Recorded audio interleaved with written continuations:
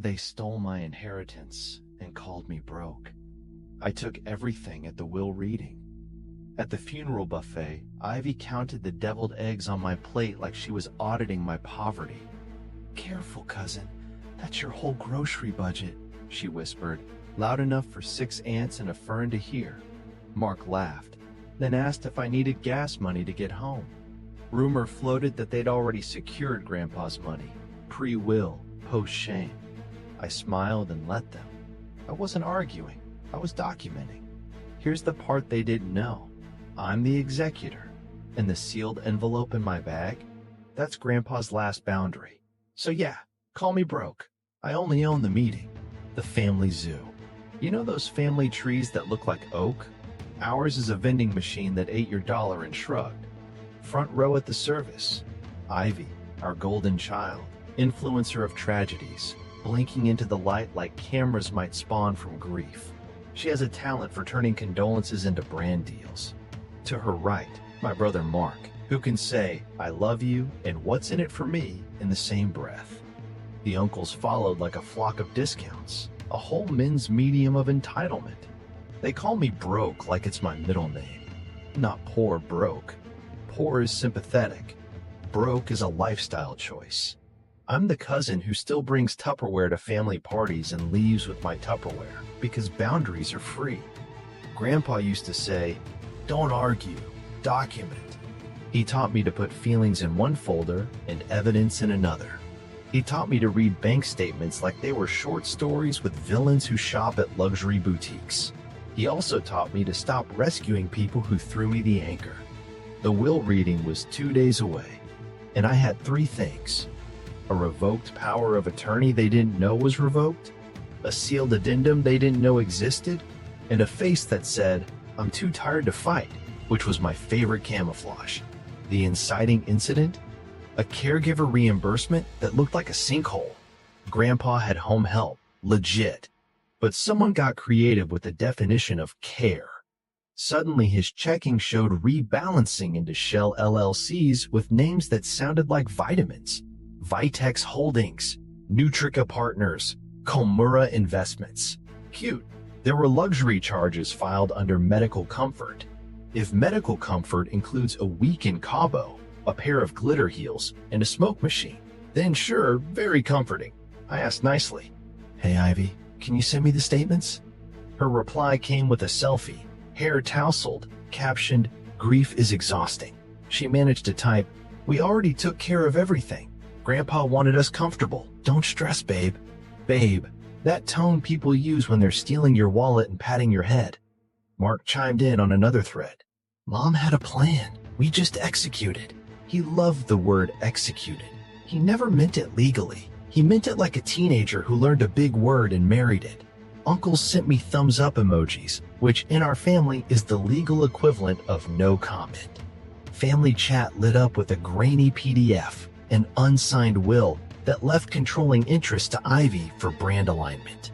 The font was Comic Sans, spiritually if not literally. I didn't argue. I screenshotted. I put everything in the folder labeled math. Here's what they forgot. Grandpa liked fairness, not noise. He'd say, "Fair isn't equal." He left me the boring jobs, the taxes, the calls, the caretaking calendar. I handled the pillbox while they filmed the montage. He'd pat my shoulder and say, "You don't need stage lights to do the right thing." So I stopped texting back. New rule, no more private talks. If you want to tell me how broke I am, email it. Copy counsel. I booked a call with a probate attorney who sounds like a librarian but bites like a stapler. She queued subpoenas like they were appetizers. We placed quiet holds at the bank, the way you put a hand on a shopping cart someone's trying to roll away. By the time the funeral buffet wound down, Ivy's laughter had that glassy rattle money makes when it tries to be casual. She joked about renting Grandpa's study for content. Mark practiced his hurt face and reflective surfaces. The uncles debated whether Venmo has payment plans for yachts. I kept pouring coffee. People assume you're harmless when you refill things. I took pictures of centerpieces and also, coincidentally, wrists. Someone wore Grandpa's watch, which would have been touching if Grandpa weren't wearing it in his coffin. Spoiler, the watch on my wrist was his daily, Not the gold heirloom they'd already tried to pawn twice. They can't tell time. That was never the issue. Here's my goal.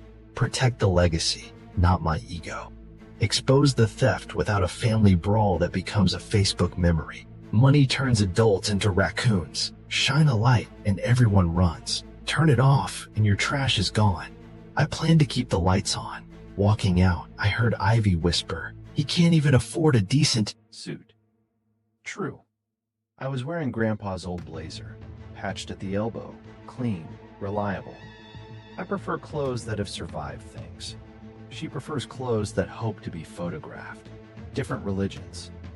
On the drive home, my phone pinged. Calendar invite. Will reading, Tuesday, 10 a.m. I RSVP'd yes and added a note to self. Bring the envelope. Bring the binder. Bring the calm. Grandpa's last text to me sat pinned. If they shout, lower your voice. If they lie, raise your math. I laughed. Then I went to my desk, opened the folder, and fed the stapler. The $5 million vanish, inciting theft. 3 hours after the buffet, I opened Grandpa's online banking like a priest lifting a chalice. Steady hands, no sudden moves. The numbers didn't politely leave, they sprinted. Rebalancing was a tidy word for a $5 million magic trick. Money flowed out through transfers labeled with vitamins and spa water.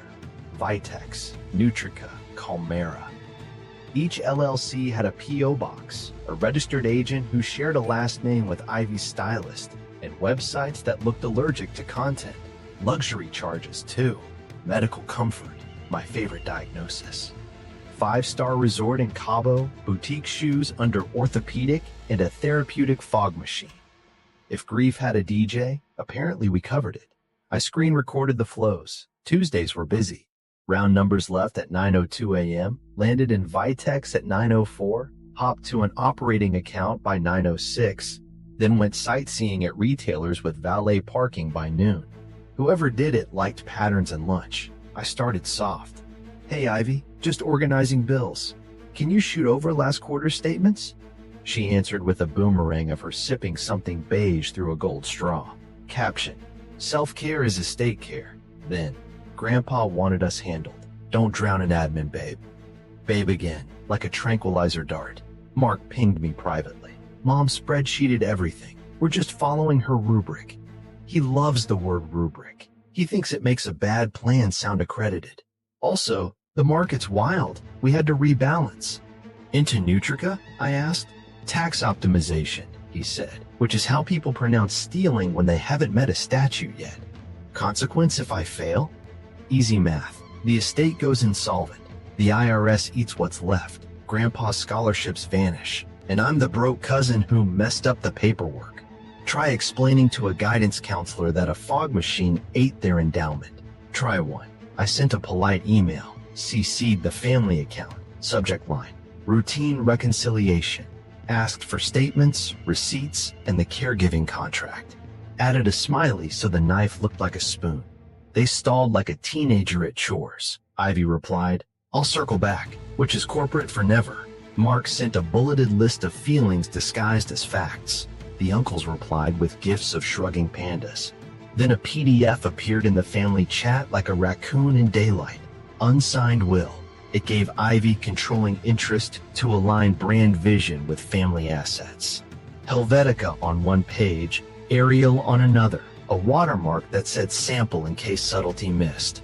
Grandpa was drafting, Ivy wrote, like drafts happen in fonts that died in 2003. I didn't argue. I built the paper trail. Grandpa's maxim rattled in my head. Don't debate thieves, audit them. I looped in the probate attorney, Selena, who wears cardigans like armor and calls banks with the tone of a weather alert. "We'll place holds," she said, quietly. "You're the named executor?" I was. "Good. We'll let them talk themselves into a corner. You stop talking." I stopped. Everything went to email. I forwarded. I BCC'd. I timestamped. Selena drafted subpoenas to 3 banks, a merchant processor, and a boutique that sells shoes tall enough to see the future. We placed administrative freezes with language so gentle it felt like a lullaby until your card declined.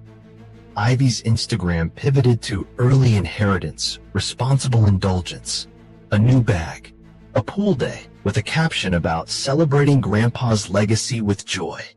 Mark posted a story from a dealership, manifesting, which is what you call financing when you don't read the terms. I set boundaries. No private calls, I emailed. Please send documentation. Mark sent a voice note anyway, breathy, brotherly, and utterly unusable in court. I replied, put it in writing. He wrote, why are you being like this? I wrote, because math. That night, I noticed a transfer labeled Caregiver Reimbursement, retroactive. Retroactive to when Grandpa was still slicing his own apples. Even the dates were lazy. I printed it, highlighted, color-coded. Grandpa didn't raise me to win arguments. He raised me to file. Calendar ping, Will Redding, Tuesday, 10 a.m. I added Selena, added my binder checklist, added a sticky note that said, lower voice, raise math. I slept fine. They posted another pool selfie. Morning of. The bank confirmed the holds. Unusual activity, the clerk said delicately, like pointing out spinach in a smile. LLC is lit up. Under the same IP address as Ivy's condo. A notary stamp on an invoice dated the week the notary was on a cruise and also dead. I sipped coffee. People love destiny. I prefer metadata. By lunch, Ivy texted, FYI, we prepaid some things to reduce workload for you. For me, that's when I knew the vanishing wasn't sloppy impulse. It was a family project with Pinterest boards. I wrote one line back. Bring every receipt to the reading. Then I closed my laptop, packed the sealed envelope, slid the binder into my bag, and practiced the face that says, I'm here to help, and also to end this. War of Whispers.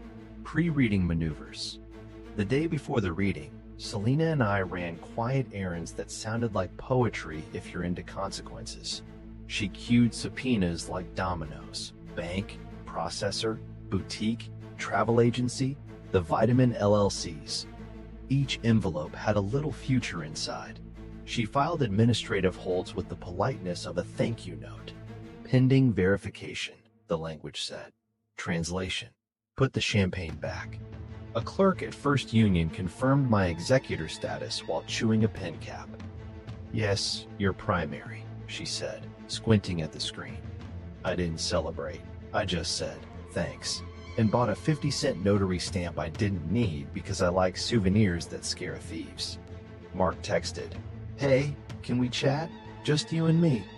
He adds just you and me to anything sketchy, like a criminal's aromatherapy. I replied with my new one-word boundary, email. He wrote a paragraph about family unity punctuated with 3 flex emojis. I forwarded it to Selena. She replied with a smiley that somehow smelled like litigation. Across town, the whispers started. Ivy's group chat bubbled with confident nonsense. Executor is ceremonial. We pre-authorize charges. We can reimburse later. Reimburse with what? A GoFundMe for felonies? I stayed silent. Silence makes people fill space with evidence. They flaunted purchases like confetti at a parade that ends in a courthouse. Ivy posted a story, a new ring, captioned heirloom vibes. The boutique called Selena that afternoon. We have concerns, the manager said, soft voice, sharper returns policy. Turns out the ring was medical. Does your insurance cover sparkle? Mine covers receipts. Micro win. Merchant processor pinged an alert on Vitex after seeing identical IP addresses and late-night edits to invoices. The same condo Wi-Fi handled grief and fraud. Efficient. I took the bait nowhere. Mark tried sweet texts. Proud of you for stepping up. To the cousins he sent, don't worry, I've got the executor wrapped. Screenshots arrived from a cousin who still has a conscience and a prepaid phone plan. Two-faced isn't a metaphor. It's a forwarding address. Every 30 minutes, someone tried to pull me into a side hallway of the internet. Let's sort this without lawyers, an uncle wrote. We're family.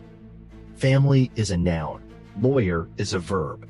I repeated my boundary. Please put it in writing. It felt like putting cones around a sinkhole. People hate cones. They prefer to learn by falling. Selena placed a courtesy call to the bank's fraud unit. No alarms, she told them gently. Just awareness. The agent asked for my executor letter. I sent it. Then I put my phone face down and watered a plant. If I can't control people, I can at least hydrate a fern. By dusk, the rumor shifted from "we secured the bag" to "it's just a timing issue." Timing is the last defense before truth arrives. My binders were fed and labeled. Tabs like traffic lights, green for legitimate care, yellow for medical comfort that looked like champagne, red for felony bingo. Ivy texted me a voice note of her crying. I didn't press play. If tears don't generate PDFs, they're not part of my workflow. I wrote back, "Please bring receipts tomorrow." She heart reacted. Love is cheap when the card's frozen. We placed one more hold, this time at the travel agency. "Refunds may be delayed," they warned. "Delays build character," Selena said, deadpan. I adore her. The calendar pinged. Will Redding, tomorrow. I laid out Grandpa's blazer again, not for drama, for grounding. It smelled like coffee and aftershave and decisions you can defend. As the door closed behind me that night, I rehearsed nothing.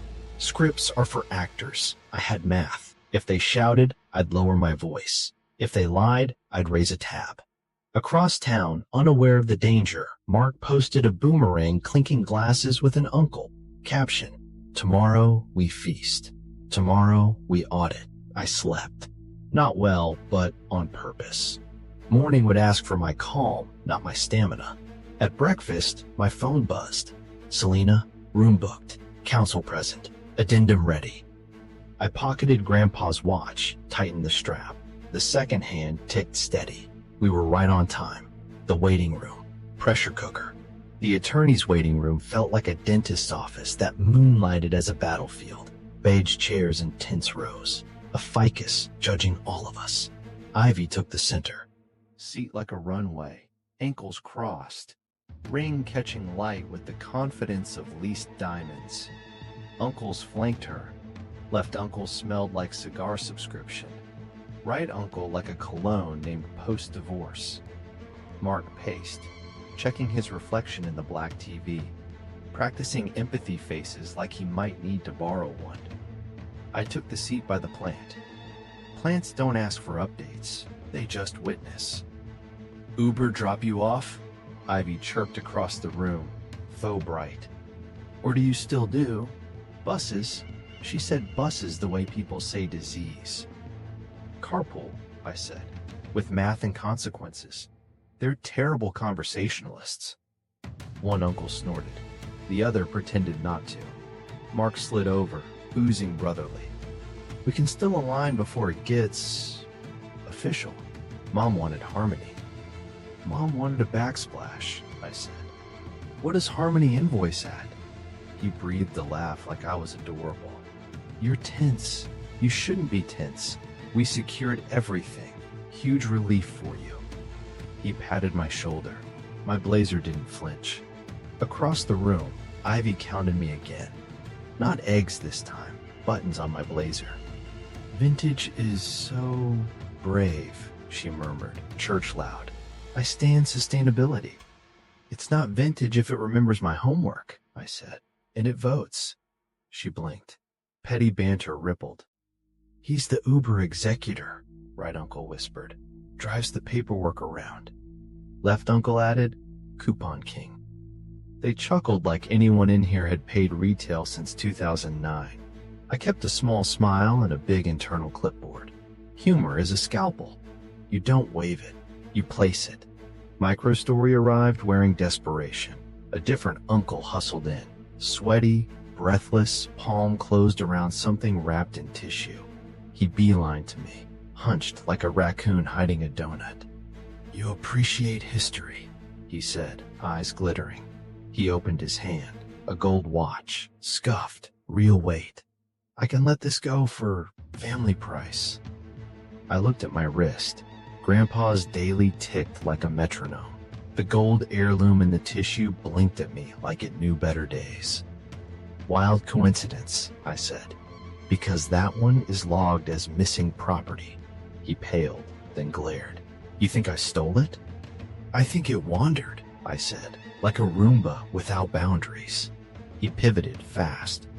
Okay, I'm returning it, see? To you. See how honest I am? Confession is a receipt, I said. Hold on to it for 3 more minutes. 3 minutes? He looked at the clock like it might testify. Door opened. The receptionist poked her head out, smiled like a no-nonsense kindergarten teacher. We'll begin shortly.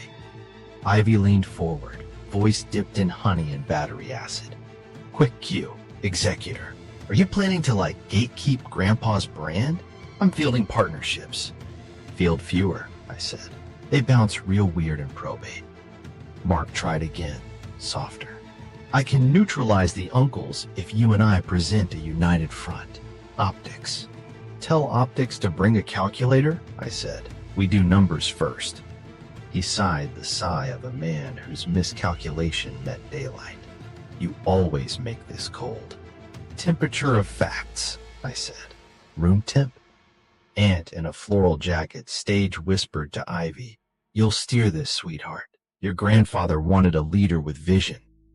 Ivy nodded solemnly, then checked her hair and her phone camera. Across town, I imagined a merchant processor flag blinking. Here, the ficus watched me breathe. I breathed slow. Record details, not emotions. What I wore, Grandpa's blazer. What Ivy wore, grief as an outfit. What Mark wore, neutrality like cologne. Phone buzzed. Selena, we're set. I texted back one word. Present. Ivy's nail tapped her ring like a metronome for anxiety. So, she said, bright again, after this brunch? I booked for 12. Family only. Depends who's still family after the reading, I said. Left uncle laughed until right uncle elbowed him. Too soon, right uncle muttered, already sweating. The receptionist opened the door wider this time. Warm light leaked into beige. Counsel will see you now, she said. Showtime. The will reading begins. We filed into the conference room like a family of cats pretending to be a parade. Mahogany table, water glasses lined up like witnesses. Selena sat at my left, her cardigan a warning label. Across, Ivy arranged her face into solemn ambition. Mark took the end seat to look important and neutral. Uncles spread out, elbows wide, ownership by surface area. The attorney, Mr. Feld, neat and precise, cleared his throat. We'll begin with formalities. He read the date, the filing, the witnesses. He looked at me. Executor, present. I nodded. Ivy smiled like she owned vowels. Mr. Feld unfolded a letter. Your grandfather wanted his words heard first. He read, Fair isn't equal. Equal isn't always fair. I loved you all enough to tell the difference. Ivy sat taller, as if fairness were a mirror that only reflected her. Mark clasped his hands like prayer might retroactively sanitize invoices. An uncle coughed guilt into his sleeve. The bequests began small and surgical. Grandpa left a set of fishing lures to a cousin who always showed up early and left chairs folded. An old camera to an aunt who developed photos the slow way. A recipe box to the neighbor who baked him bread when his hands shook. People blinked. Nobody had lobbied for lures. Then sentimental traps sprung softly. A stack of IOUs, literal napkins, returned to an uncle with a note. Debt paid when you make it right. He squinted like math had slandered him. Ivy whispered, cute, not quietly. Grandpa's letter kept threading through the legalese. You don't measure love by dollars, you measure it by Saturdays. A few aunts sniffed. Mark looked down, maybe remembering who moved furniture and who moved money. Ivy tapped her ring, waiting for the part where the spotlight finally learned its manners. She'd posted a countdown for this moment, internally if not online. When Mr. Feld said, Charity and scholarship provisions come first. Her mouth opened like a door that forgot hinges. First? She echoed, too loud. Mr. Feld read names. A science scholarship at the community college, a fund for apprenticeships in trades, a donation to the clinic where Grandpa pretended not to flirt with the nurses. The room shifted. The pool of distributable assets shrank in real time, and you could hear the math subtracting. An uncle leaned toward another. "How much is left?" he breathed. The air smelled like panic and cologne. Mark cleared his throat. "Grandpa valued education," he said, embarrassed by sincerity. Ivy recovered with a brittle smile. Of course. The brand can amplify philanthropy." She said brand like it had solved poverty. Mr. Feld continued. "Small cash gifts, a few personal items carefully placed. Then, regarding business interests and real property." Ivy placed her palms flat, spine aligned with destiny. "Yes," she whispered, rehearsed gratitude loading. "Those interests are to be managed by the executor per fiduciary duty, subject to oversight," Mr. Feld read. Ivy's hands flew up in a yoga of protest. "Managed? As in temporarily, right?" "As in lawfully," he said, unmoved. Side whispers spiked like a bad stock. "He can't run it," Right Uncle hissed. "He doesn't even iron." Left Uncle asked, "What's fiduciary mean?" Mark muttered, "Cold." Mr. Feld paused, eyes flicking to me, then to the folder at his elbow. He tapped it, thinking. "There is an additional document to consider." He set down the main will and lifted a thick, cream envelope with Grandpa's looping initials sealing the flap. The room tightened around it. Ivy's eyes tracked it like prey. "Is that new?" she asked, sweet as an unmarked pill. "Addendum," Mr. Feld said, careful. "Executed 2 months prior to the will, reaffirmed 10 days after." He held it up so we could all see the seal. I felt Selena's calm settle like gravity. Ivy's smile trembled, then steadied. "Well, good. Updates are good." Grandpa and I discussed. "We'll let the document speak," Mr. Feld said, which is attorney for hush. He slit the seal with a brass opener that gleamed like judgment. Paper whispered. He scanned the first lines, and something behind his glasses hardened. He looked at me briefly, the acknowledgement of a fuse about to meet a match. "In this addendum," he read, "the testator sets forth boundary clauses regarding any person who accessed, borrowed, or otherwise converted funds prior to death." Ivy coughed on a ghost almond. Mark's chair creaked, and Uncle whispered, "Converted is fine. We converted." Mr. Feld continued, voice even. "The testator states, if you pre-took, you pre-owed. Your share shall be offset by the amount, with interest at statutory rates. If you lied about it, you're out." Silence, heavy and crowded. Ivy laughed, a bright, wrong sound. "Offset? Sure, we tracked. Comfort expenses." "Comfort isn't a legal category," Selena said mildly. Mark leaned forward. "We did nothing wrong," he said to the table, to the water glasses, to a god of technicalities. Mr. Feld lifted a second page. "The addendum references a forensic review in progress," he said, eyes sliding to my binder, "and names the executor as the agent to reconcile." Ivy's ring tapped faster. "What proof?" she demanded, light cracking. "Anyone could make a spreadsheet." "Yes," I said, "anyone could." I nodded at Mr. Feld. We brought the receipts. He set the addendum down, folded his hands, and let the room breathe its own panic. "We will proceed with the addendum's reading," he said, "but first, a short recess." He glanced toward the door, then back at my binder. "When we return, we'll accept documentation." Ivy stood too quickly. "Wait, no recess. Just give me my..." "Please," Mr. Feld said, not unkind, not flexible. 5 minutes. She sank back like the chair was suddenly a verdict. The envelope lay open on the table, Grandpa's initials now 2 small storms. Mark stared at the carpet, following a pattern toward nowhere, and Uncle mouthed interest at. Statutory rates as if interest had teeth. I folded my hands. When we come back, I said softly, we'll read together. Addendum 1. The Knife Turns. Recess ended with the sound of chairs pretending not to be dragged. Mr. Feld adjusted his glasses and read, tone steady enough to measure pulses. Addendum 1. Boundary and restitution provisions. He didn't look at anyone. He let the words do the looking. Any person who accessed the testator's accounts, cards, or property prior to death shall have those amounts offset against their share, with interest at statutory rates, compounded monthly. If a misrepresentation is found, that beneficiary's share is forfeited to the charitable trust. Mark cleared his throat. Offset is fair, he said, performing reasonableness. We're reasonable. Ivy's voice came bright and sharp. We had permissions, comfort expenses. Grandpa hated seeing us stressed. Comfort, Selena murmured, is not a legal category. Mr. Feld turned the page. The addendum references pre-identified patterns. LLCs formed within 6 months, invoices coded, caregiver reimbursement without contracts, charges inconsistent with medical necessity. He glanced at me, then the binder. Executor, present your reconciliation.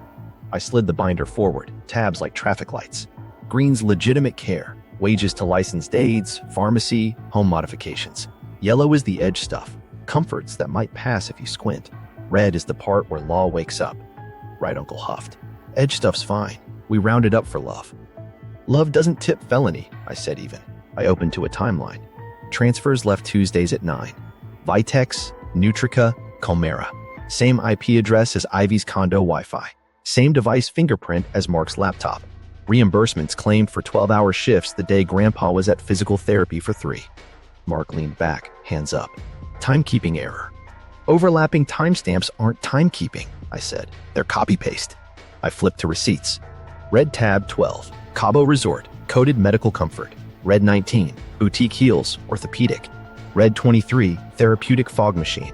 I let the silence inhale. If grief needed fog, you should have invoiced the weather. Ivy laughed brittle. You're being dramatic. We advanced costs. We would have reconciled. Mr. Feld read the next line, cutting her giggle in half. Addendum. If you advanced costs, you documented them. If you say you would have, you didn't. And Uncle squinted. He actually wrote that? He actually knew you, I said. I slid a photo still. Video timestamp, boutique entrance. Card used ends in 48 to 73. Grandpa's card. Purchases bagged. And then I tapped the next still, a mirrored door. Ivy smiling, lifting the bag for the camera. You posted retail therapy with a black heart. Ivy flushed, recovered in a snap. For him. He liked when I looked put together. Cool, I said. Then he funded your look from the grave. We'll claw it back. Mark's jaw set. Enough. You're humiliating her. I'm reconciling, I said. Humiliation is a side effect. Right Uncle grumbled. Accounting error. We'll fix it with our shares. Call it even. Mr. Feld tapped the addendum. No offset across innocent beneficiaries. Clause 6. Each person carries what they lifted. Selena slid a thin packet to Mr. Feld. Bank holds confirmed. Merchant processor flagged inconsistent invoices. Boutique has concerns about cardholder authorization. Ivy snapped. Concerns aren't convictions. Neither are captions, I said, but they sure help. I turned a page. Caregiver reimbursement, retroactive to when Grandpa still made his own oatmeal. The caregiver's hours quadrupled while her time cards show her at her other job. I slid a notarized statement. She signed this. No overtime. She says she was told to sign blank sheets for convenience. Mark blinked. She misunderstood. She misunderstood your mom's rubric, I said softly. People do. Ivy leaned forward, voice low. Are you enjoying this? I met her stare. No, I'm choosing the math over the mess. Mr. Feld cleared his throat. The addendum requires restitution schedules for any offsets exceeding shares. If shares are insufficient, liens attached to non-exempt property. Additionally, misrepresentation triggers forfeiture. Left Uncle laughed, loud, wrong. You can't line a boat that's already in motion. You can encumber a title wherever it docks, Selena said, pleasant as tea. Ivy's smile thinned. Proof. Produce the actual proof. I nodded to Selena. She pressed a key on the laptop. The screen showed a ledger. Color-coded, I said. Dates, Amounts, signatures, device IDs, IP logs, video stills, texts. I slid printed screenshots. Mark's message to cousins. We can pull from Grandpa. The executor won't notice. Mark went white, then red. That's out of context.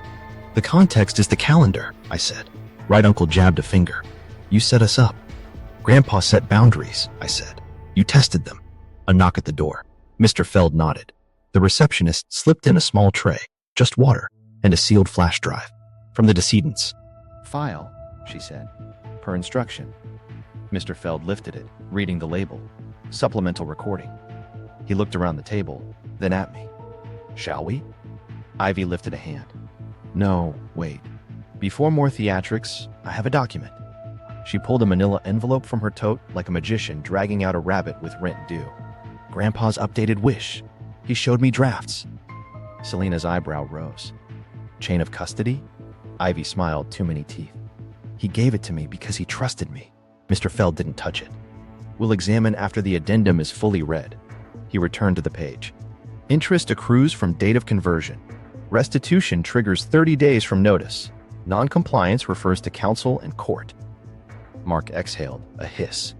This is punitive. It's arithmetic, I said. It doesn't care how you feel. Ivy's ring clicked the glass. We'll need time to compile receipts. You've had months, I said. Bring what you have. Right uncle tried one last shrug.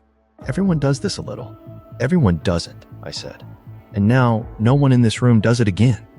Mr. Feld closed the addendum and folded his hands. Per its terms, we'll begin reconciliation immediately. If there's a purported later, we'll present it now for examination. Ivy slid her envelope across the table, triumph clipped to terror. Behold, she said, breathless, the real plan. Receipts and repercussions. Try-fail cycle. Mr. Feld slid on reading glasses, and I slid red tab 1 across the table like a starter pistol. January 14th, I said. Transfer to Vitex.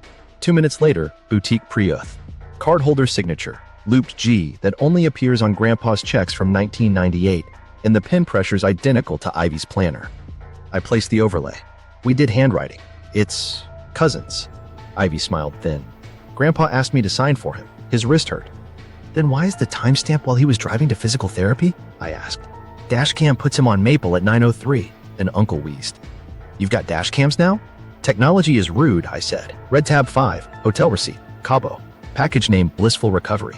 Guest list includes Ivy +1, Mark +2. Under medical notes, someone typed fear of being mid. Mark barked a laugh that died halfway. We're allowed to grieve. Grieve without resort charges, I said.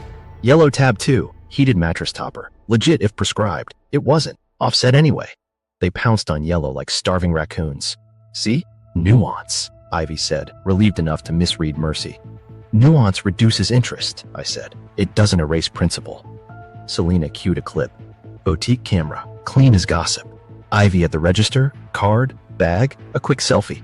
Audio caught her saying, he'll never know. Ivy went pale, then smirked. Kidding. Hyperbole.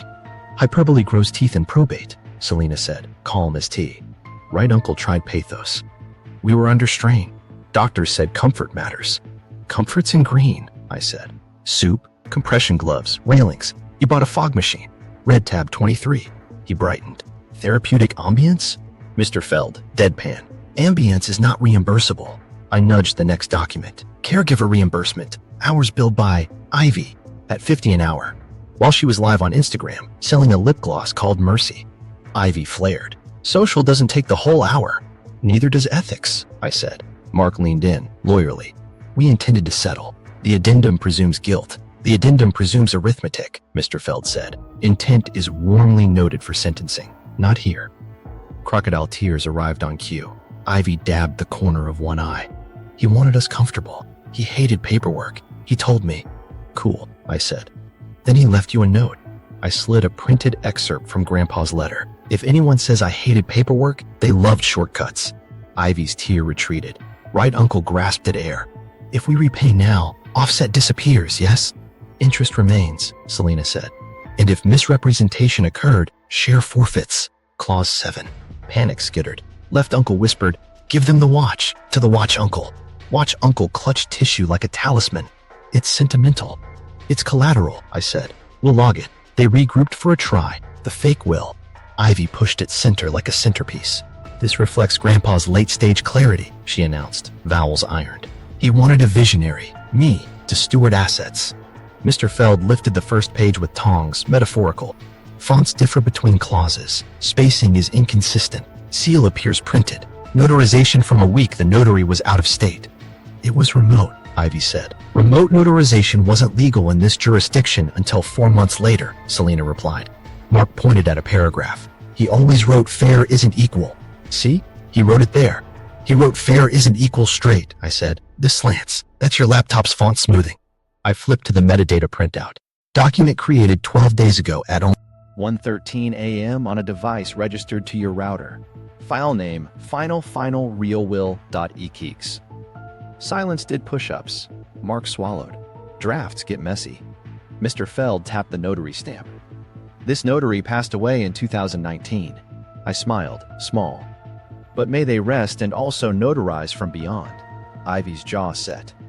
"You can't prove Grandpa didn't want me in charge." "We don't have to," I said. "We only prove the paper's trash. The will and force names an executor and a plan. That's me and math." The greedy coalition cracked. Right uncle turned on Ivy. "You said this was airtight." "It is if they stop nitpicking," she said, sharp as glass. Left uncle waved his phone. "What if we post the will? Public pressure." "Please do," I said. "Defamation accelerates discovery." They tried a new angle. Blame dead grandma.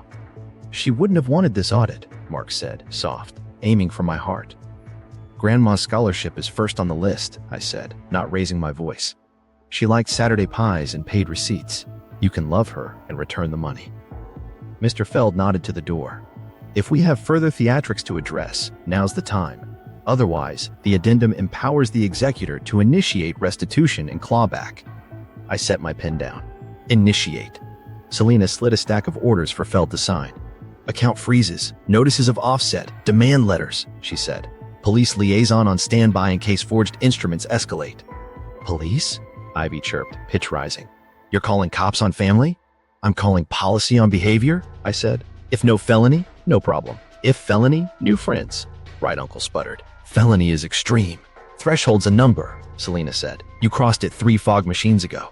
They tried one last flail. Pity. Ivy folded her hands. "If you bury us, the brand dies. That kills Grandpa's legacy." "His legacy files taxes," I said. "Your brand posts pool days." Mark slumped. "What if we pay now, quietly, no admissions?" "Admissions are optional," Mr. Feld said. "Restitution isn't." I took a breath. "We'll set schedules. We'll credit anything green. We'll review yellow. Red goes back with interest, or a judge decides. Until then, no cash leaves the estate. Not for you, not for me." Ivy exhaled a tremor. "You're cruel."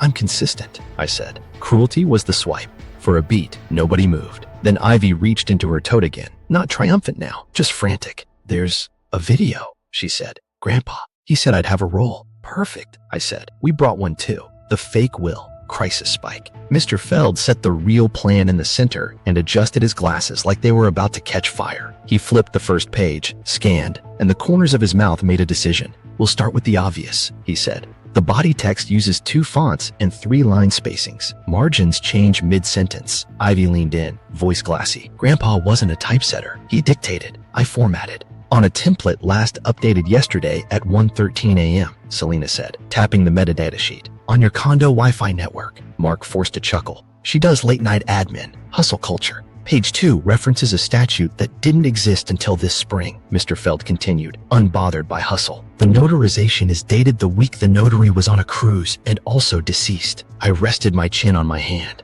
"Ghost doing remote notarizations. Bold innovation." Ivy bristled. "You're killing the spirit of Grandpa's wishes with paperwork." "Paperwork is how wishes survive," I said. Mr. Feld lifted the stamp impression. "Seal is printed, not embossed. Signature block uses an image of the decedent's signature cropped from a 2014 deed." He held up a transparency overlay. "Spacing mismatch, jagged edges." Right uncle mumbled. "Maybe Grandpa scanned it. Maybe he learned Photoshop in hospice," I said. "Add that to the legacy." Selena slid over a tiny flashlight. Mr. Feld angled it, showing a faint rectangular halo around the signature. "Pasted, not wet ink." He turned to the back page. "Witnesses include L. Mason and K. Trent." Ivy perked.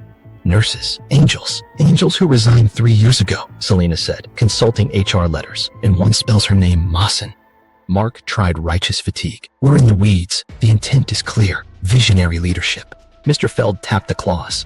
It improperly revokes the prior will without referencing specific sections, uses non-standard revocation language, and assigns controlling interest in a manner that conflicts with state law on fiduciary duties.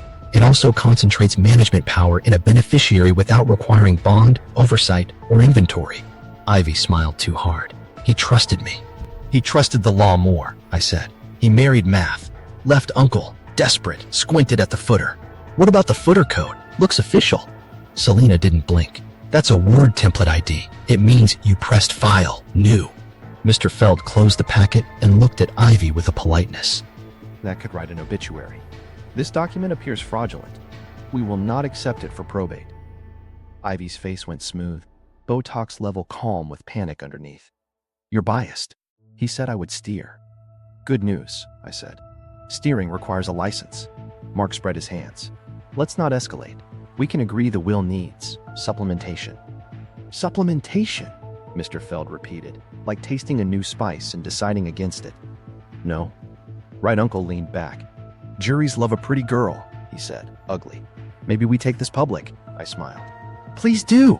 Fraud gets great engagement, Ivy snapped. It's not fraud if it reflects the truth. Then she realized the sentence had teeth and swallowed the rest. Selena clasped her hands. Chain of custody matters. Where did you get this? From Grandpa, Ivy said too fast. He gave it to me personally. On what date? Mr. Feld asked. Late March or April, the day the azaleas bloomed. Azaleas bloomed in February this year, I said. Climate's ahead of your alibi. Mr. Feld pushed the pages aside like you move a plate you didn't order. We'll mark it as proffered and rejected. If you insist, we can refer to the district attorney's office for review. Mark's head snapped. That seems aggressive. It seems statutory, Selena said. Alliance Fishers crackled. Right uncle rounded on Ivy. You said it would work. Left uncle whispered. He's not bluffing. He has a binder. Ivy turned razor sweet. Maybe if certain uncles didn't cash caregiver checks, we wouldn't need emergency updates. Don't you throw me, right uncle barked. You were caregiving in Cabo. Mark slapped the table, palming it into a sermon. Enough. We take a breath. We regroup. We don't hand them ammo. We already have ammo, I said. You brought it. Mr. Feld raised a finger. One more point. This will misidentifies parcel numbers and bank names. It calls First Union First United and lists an account that closed in 2016. Ivy's laugh returned, brittle as a light bulb. Grandpa was old. Grandpa was precise, I said. You're sloppy. She inhaled and reached into her tote with a magician's flourish frayed at the edges. Fine. You're obsessed with provenance? Here's the video. A thumb drive, glittery, emerged like bait. Grandpa on camera, saying I should lead. Selena tilted her head. Your copy? From my phone. He asked me to film. Mr. Feld looked at the flash drive from the file tray, the one labeled from the decedent, and then at Ivy's glitter stick. We'll watch his, then yours, he said, in that order. Right uncle grumbled. More movies. Short ones, I said. The director had a schedule. Ivy's confidence returned in a shaky cosplay. He names me. You'll see. Mark nodded, trying to glue faith back to chaos. That's the clarity we needed. I folded my arms. Then clarity's right on time. The room stilled into a suspended inhale. Water glasses. Steady. The ficus outside. Listening. Mr. Feld slid the official drive into the laptop.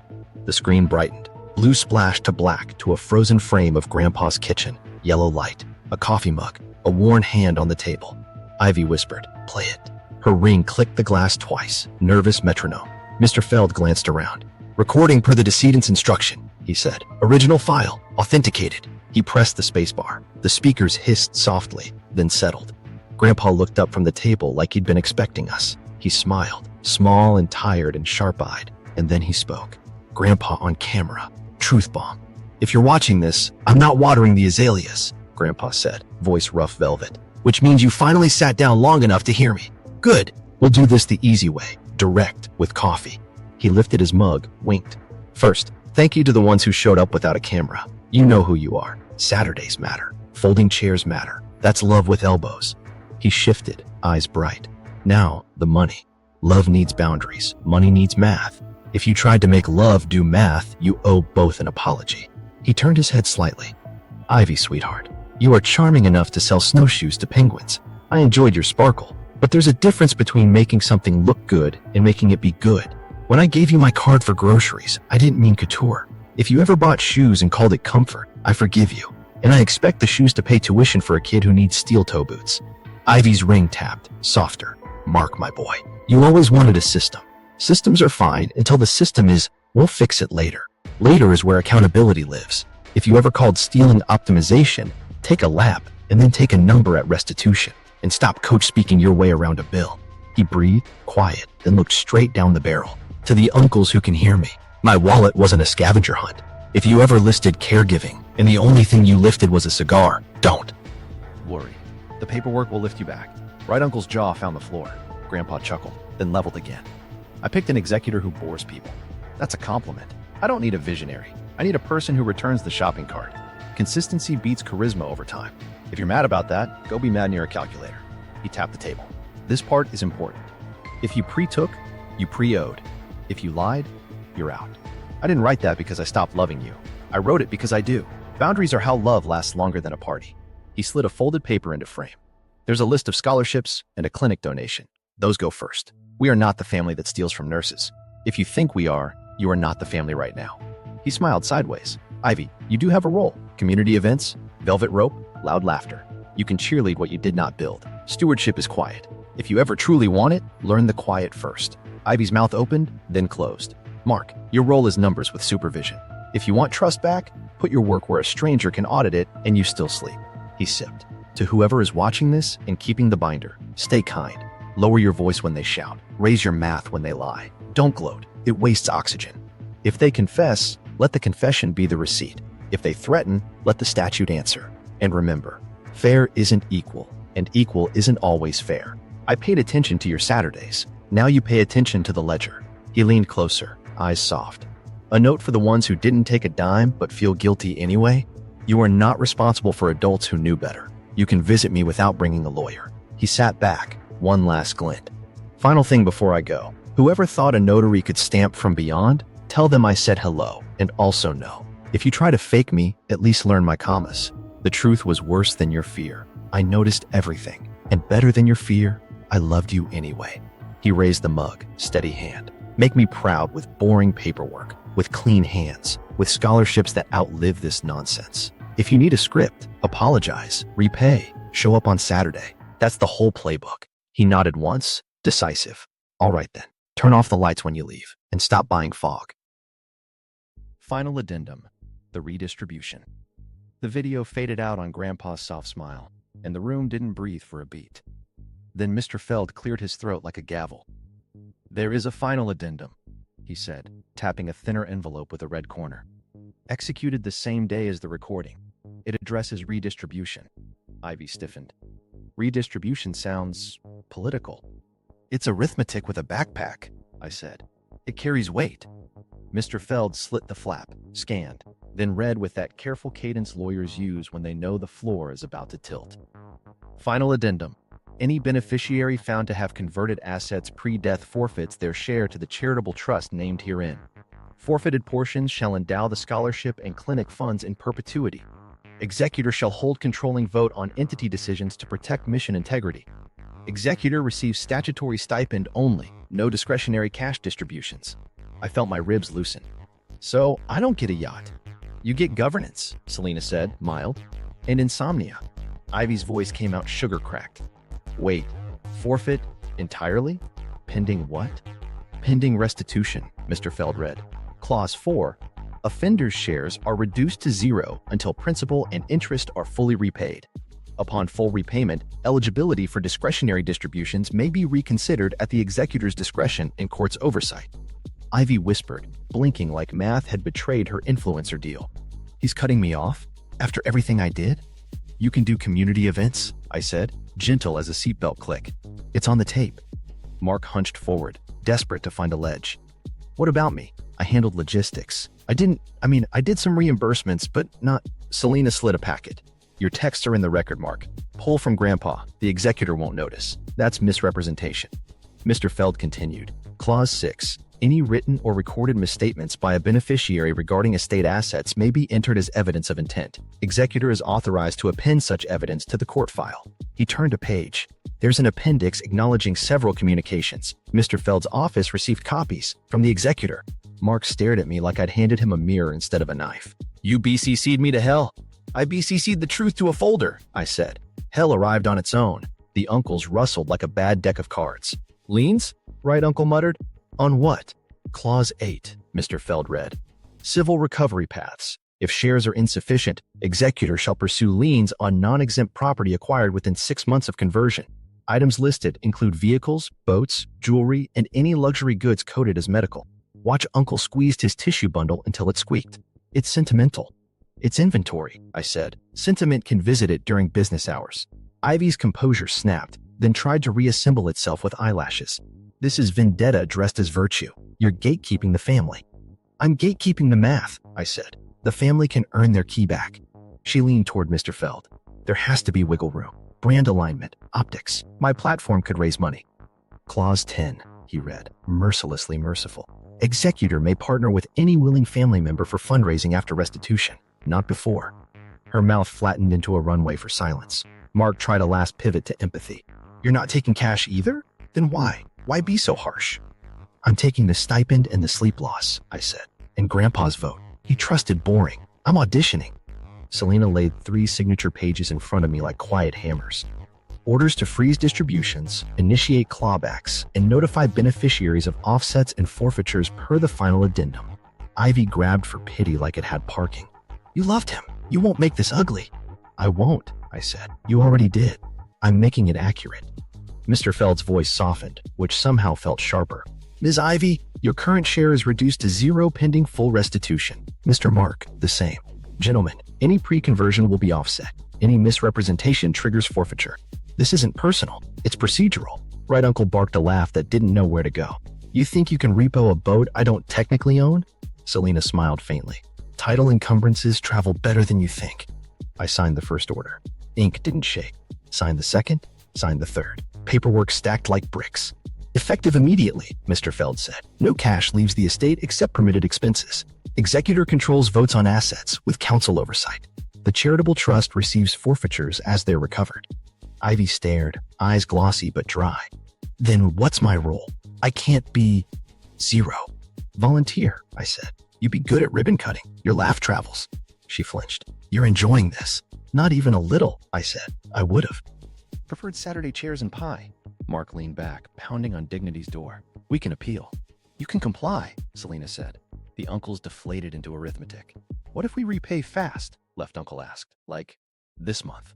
Then interest stops, liens lift, and you keep your slice, I said. You know where my email lives. Mr. Feld slid me one last sheet. Notice to beneficiaries. Schedule of offsets and clawbacks with deadlines. I read aloud. Calm. 30 days to provide receipts. 45 to start repayment. 60 to meet schedules. 90 before referral. Ivy's ring tapped twice, stopped. This kills my partnerships.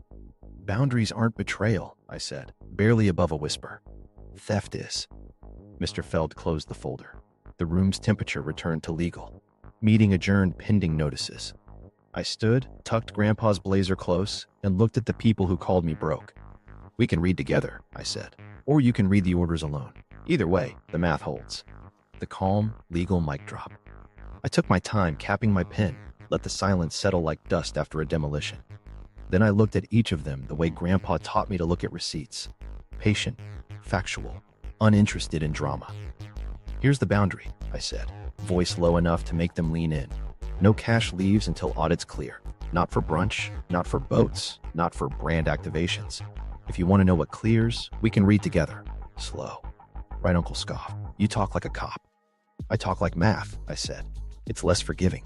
Selena slid the first batch of signed orders toward Mr. Feld's assistant to scan and email. While the scanner hummed, I turned to Ivy. Since you like partnerships, here's one. You partner with a calendar. Every Friday by 5, you'll send receipts you should have sent months ago. If a week passes empty, interest doesn't, she swallowed. I have obligations. So do scholarship applicants? I said. They start next fall. They're my obligations now. Mark tried to lace his tone with brotherly reason. We could make this efficient. One meeting, off record, align on figures. We align on ledgers, I said. Records love sunlight. If your numbers can tan, we're good. Mr. Feld's assistant returned with stamped emails. Notices are live, she said. Banks acknowledged. Like choreography, my phone buzzed. Freeze confirmations, merchant holds, a travel agency's polite sorrow. I read them, then set the phone face down. Okay, here's the fun part. You return items or you return money. Your choice. But the watch walks back today. Watch Uncle clutch the tissue like a rosary. It's priceless. Great news, I said. It'll be priced by an appraiser at 2. His face fell in a way that would be funny if he hadn't tried to sell me my own inheritance 20 minutes ago.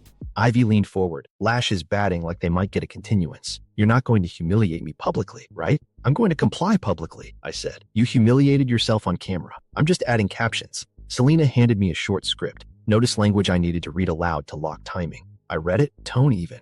Beneficiaries are hereby notified of offsets, clawbacks, and reporting duties under the will, addendum, and statute.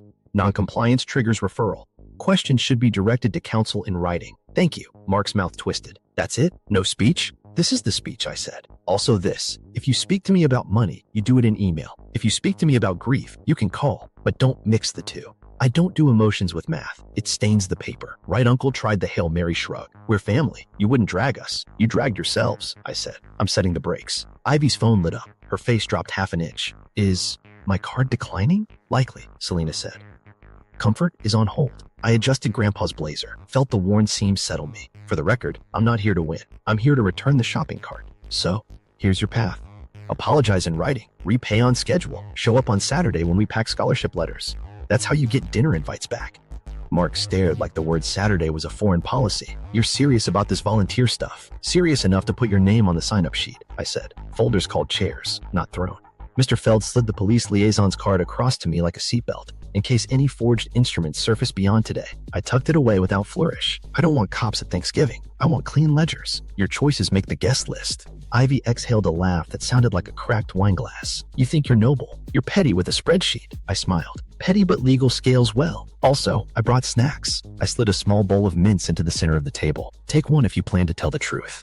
Left Uncle grabbed 2. Right Uncle glared, then took 3. Mark hesitated, then pocketed 1 like he might need truth later. Okay, I said, checking my watch. Logistics. Ivy, return the boutique items by close of business. If they don't take them back, wire the equivalent within 10 days. Mark, compile every reimbursement you claimed with time cards and care contracts. If it's green, it stands. Yellow gets argued. Red gets clawed. And if we refuse, Right Uncle asked, testing the fence. Then a judge takes attendance, I said. Selena nodded toward the door. Next steps are in your inbox. The sooner you respond, the less it hurts. I stood, collected the signed orders, and slid them into the binder. Last thing, I said, meeting their eyes one by one. If you need help figuring out repayment, ask. Not for pity, math help. Grandpa believed in second chances that come with spreadsheets. Ivy blinked, surprise cracking through the gloss. You'd help me? I'll help the numbers, I said. You come with them. She looked away. Mark cleared his throat. We'll be in touch. In writing, I said. We left the room. The hall was cooler, the air free of cologne and panic. Behind us, whispers started up like a small storm. Ahead, the receptionist smiled like she'd seen every version of this movie. As we passed, the first repo notification hit someone's phone. A murmur, a curse, a swallowed sob. No gloating, I reminded myself, hearing Grandpa's voice. Just math, just Saturday. Public fallout, karma in real time. We hit the sidewalk, and karma started live streaming. Ivy's phone pinged like a slot machine that only paid in lessons. She tried a rideshare. Payment failed. She tried another. Failed. The driver I hailed rolled up, looked at our little parade, and said, "You folks need separate checks?" I almost tipped him with a clawback notice. Across the street, a boutique clerk hustled out with a garment bag like it had a conscience. "Ms. Ivy," she called. "We voided the charge pending authorization. Also, we found the camera angle you asked us not to check." Ivy smiled, teeth fighting for relevance. "Send it to counsel," I said, and the clerk nodded like she'd been waiting to hear those words all month. Half a block down, a tow truck idled, orange lights winking. Right Uncle clocked it, froze, then accelerated like outrunning paperwork was cardio. The driver matched pace. "Afternoon, sir. Quick question about a boat registration." Right Uncle's mouth made weather. He pivoted into a coffee shop as if caffeine could notarize a miracle. My phone buzzed with a fraud unit voicemail. Short, polite, devastating. Unusual activity confirmed. Holds remain. Please direct all inquiries to counsel. I forwarded to everyone with a one-word subject. Update. Mark jogged to my side, voice pitched to bro. Look, we can fix this. Cameras are gonna get weird. Let's get ahead with the statement. Family unity, lessons learned, you as the steady hand. He made apology sound like brand strategy. Put it in writing, I said. He grimaced. The optics. Optics don't pay principal, I said. They just make the debt look glossy. We reached the corner. A florist who knew Grandpa stepped out, eyes crinkled with sorry and relief. He pressed a small bouquet into my hand. On the house. He'd bark if I let you pay, he said. Tell him I said the azaleas miss him. I swallowed gratitude like a vitamin that finally had a label. Ping. Family group chat detonated. Ivy, this is targeted. Mark, we're cooperating. Aunt Floral Jacket, support our girl. Cousin Conscience, returning the blender I bought with the card. Right uncle, who called a toe? Left uncle, delete this thread. I replied once, exactly once. All estate questions to counsel in writing. Boundaries keep us safe. 10 minutes later, Ivy's brand posted a story. Sunlight, her face soft, piano under it. Grief isn't linear, she said. We honor legacy by moving. And then the caption glitched. Payment failed. Try again later. She cut the live. Even the platform wanted receipts. A boutique manager called Selena back. We'd like to donate returned items to the scholarship fund, she said. Can we do that? Selena's yes had the warmth of a radiator in winter. Processing takes time, she added, like a lullaby. On the sidewalk, a teenager in a hoodie slowed beside me. You the math cousin? He asked, half smile. My guidance counselor posted the scholarship link. I kept my face steady. Applications open next week, I said. Saturday, we'll pack envelopes at the community center. He nodded like a promise and jogged on. I texted Grandpa in my head. The math is already choosing a student. Mark tried again, smaller. Hey, seriously, can we do a side deal? I handle repayments. Keep Ivy afloat. You keep the cops out. He leaned in like brotherhood could fog the lens. I stepped back. You repay in the daylight, I said. If you want installment plans, fine. If you want special treatment, no. He sagged, an exhale full of exits closing. Behind us, Ivy negotiated with the driver. She offered cash. The driver tapped the tablet. Account flagged, he said, apologetic like a decent sitcom dad. She looked at me, eyes glossy. Are you happy? This is cruel. It's boring, I said. Cruel was the swipe. Boring is the cure. My phone lit with micro stories.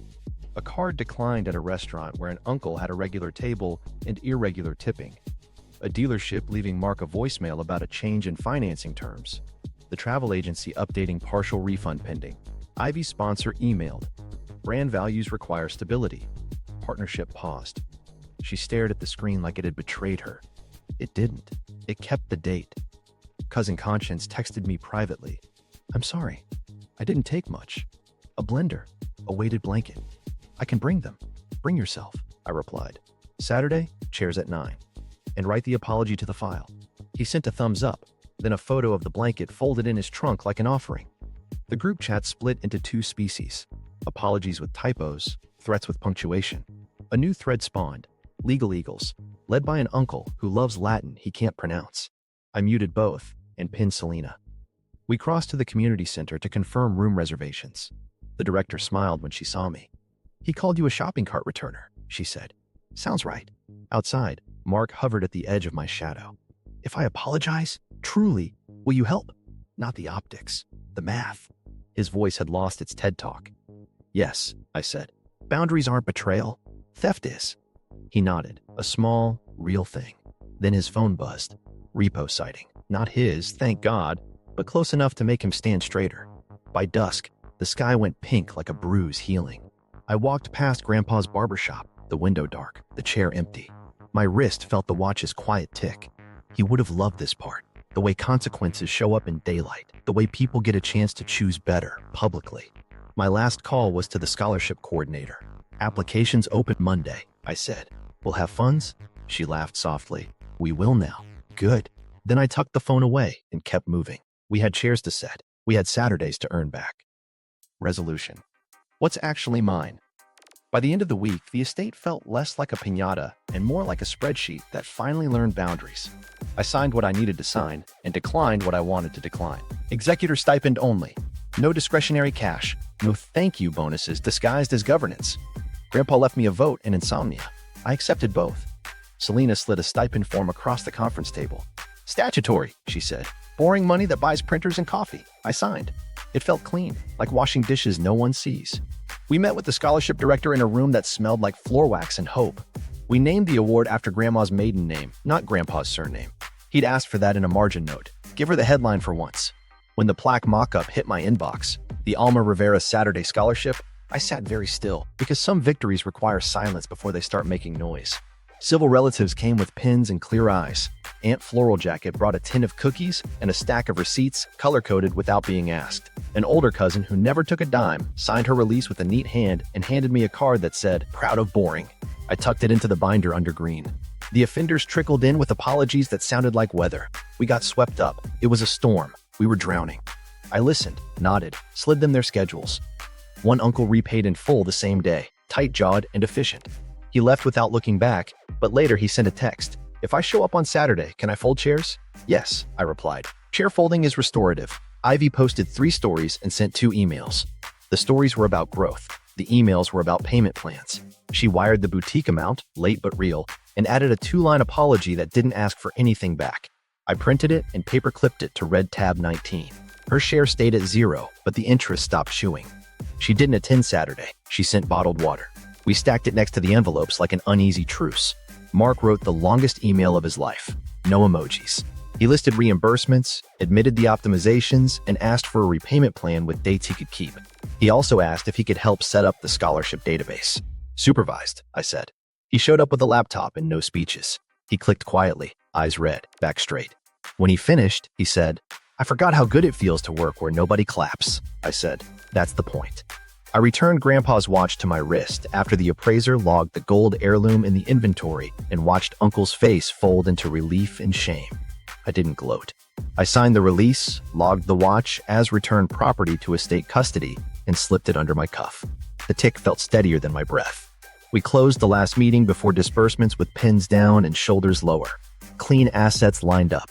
House titles verified. Accounts reconciled. Liens filed on toys that never belonged to grief.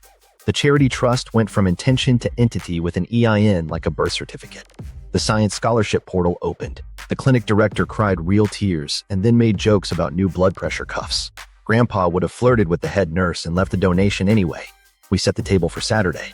Folding chairs, name tags, stacks of printed applications, 3 staplers that would jam, because that's how staplers flirt with chaos. People arrived with casseroles and pens. We put the uncles on envelope duty, dull work that feels like penance. Mark worked the laptop supervised. Aunt Floral handed out mints. Ivy didn't come, but a girl she blocked online walked in with a crumpled transcript and a smile like a dare. I taped a sign to the wall. Boundaries are how love survives money. It wasn't inspirational. It was instructions. By sunset, the binder was light on red, heavy on green, yellow thin to debate instead of denial. Grandpa's blazer hung on the back of a chair like a coach's jacket, watching us earn a different kind of family. I checked my phone. No emergencies. Just 2 repayment confirmations and 1 message from Cousin Conscience. Chairs folded. See you next Saturday. What's actually mine? A watch that tells the truth. A vote I have to defend. A stipend that buys coffee. And Saturdays with people who understand why we count. At the grave, I touched cold stone and whispered. The math held. Grandpa. And my phone buzzed. First scholarship accepted. A kid who fixes lawnmowers getting steel toe boots. If this hit home, subscribe and watch the next story about how a fake power of attorney unraveled a mansion flip. Share this with someone who needs a boundary and a budget, and drop your best petty but legal clapback in the comments.